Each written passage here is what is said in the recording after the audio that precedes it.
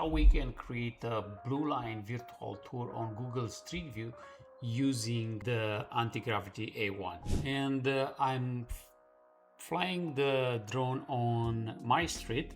Really nice. I'm really impressed about the quality. Select 360 video. It's 04. And now this is actually how everyone will see the blue line.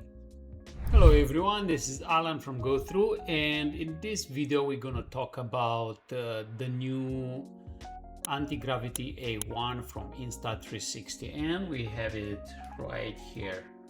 This is a really nice piece of tech. It's a drone that combines the 360 camera, so it has a lens on the top and a lens on the bottom. Now, what we're gonna talk in this video about is how we can create a blue line virtual tour on Google Street View using the Antigravity A1. Before you actually go out and start capturing the 360 video for the blue line, what I would recommend doing, and actually what I did, is inside the goggles you have a virtual flight simulator. So I spent about 15 minutes flying in there and teaching myself. So let's go ahead and take a look. This is a recording of the simulator. It loads, and you're in this beautiful mountain area. And while the drone sits on the launch pad, you have to start it, you need to double click this little white button, pushing it up, and the same button you use it to get elevation. And then you aim forward and you try to stay between 2 meter and 4 meter height in altitude.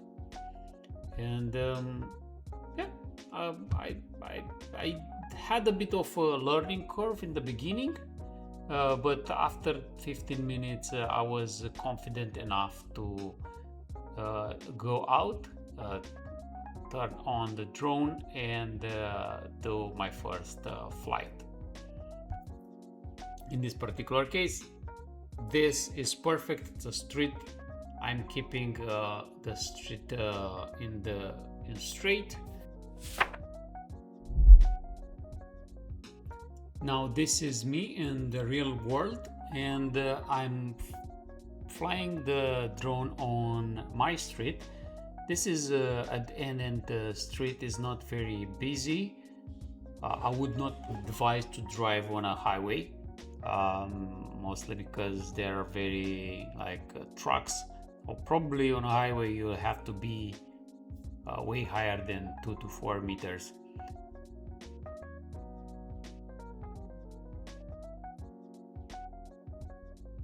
So this is I would say half point, probably 2/3 of the point of the trip, and I'm flying. On the way, the car is coming and I'm passing over that car. Yeah. Now what I did is, at this point I also took a video on the left side, but first I went all the way to the end and then came back and then created another video from here to the end of the second step. Once you captured your 360 blue line video, we need to copy the INSV file from the drone to your computer and then process it to an MP4 file. To do that, we're going to use the Antigravity Studio and not Insta360 Studio. And the reason is because Antigravity Studio has the better stitching for the Antigravity A1 drone. Already downloaded and installed it, so we're gonna jump over that step and then we're just gonna drag and drop the INSV file, and we're gonna have to trim the file because when I've shot the video, I went all the way to the top of the hill and then came back a bit, and we can hover over and see where that is happening. And you see here, yeah, this is the place, and I'm gonna click O on the keyboard and that will trim the video at that place, or you can just click on trim button. Then we're gonna click on export, select 360 video, make sure it has the highest resolution, and for a bit rate I would select 100, and then export the GPX file. This is very important because without it then Google will not have the GPS coordinates. And then we're going to click export. To see the progress, we have to click on this little button, and the export it's going to take some time. The file is quite big, and we're just going to jump over this step and review the MP4 file. Okay, we have our trim video and we can review it using VLC, and that's a free software available for Windows and Mac, and it supports 360 videos, and it's really nice. I'm really impressed about the quality. I just have one note, because this hill is quite long. I had to position myself in the middle of the flight because we are flying low. There are houses and trees, and those are blocking the signal. Besides that, I'm just looking forward to see this on Google Street View and check the quality there. Before we go and take a look at how we're gonna upload the videos to Google Street View, I want to point something is that if you notice in this video that my son did, we have an overcast day, and we don't have the blown out whites and highlights from a sunny day. So if you plan to create a blue line, I would say try to do it on an overcast day, because the clouds will act as a softbox, and the whole blue line will look way better than when you have like a harsh sun, strong sun. So my son, he does fly drones, but he wanted to take it safe, and he flew the drone all the way high, and it turned out really nice.